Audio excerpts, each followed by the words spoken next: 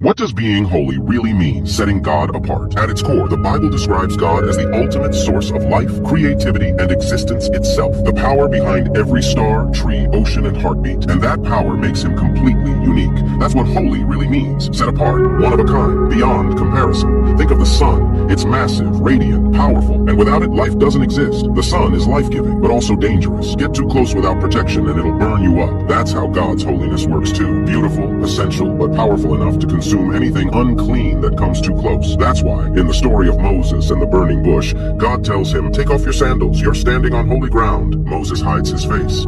He knows he's in the presence of something overwhelming. Later, when Israel builds the temple, it becomes the place where God's holy presence rests. And here's the issue. God's holiness is so intense that if someone enters in an impure state, it's dangerous. Not because God is mean or spiteful, but because his purity is so absolute that anything corrupt simply can't survive it. Just like the prophet Isaiah's vision, he's in the temple, in the very presence of God. And immediately he's terrified. He knows he shouldn't be there. He expects to be destroyed. But then a glowing creature called a seraphim flies to him with a hot coal from the altar. It touches Isaiah's lips and says, "Your guilt is gone. Your sin is removed." Instead of Isaiah's impurity corrupting the coal's holiness purifies Isaiah. Holiness isn't just something to be avoided, it's something that can transform. Jesus claimed that he was the embodiment of God's holiness in human form. And then he said something even more wild, that his followers would carry God's presence out into the world. And at the very end of the Bible, in a vision from John, we see the ultimate fulfillment. The whole world becomes God's dwelling place. No more separation, just a new creation, completely filled with God's holiness.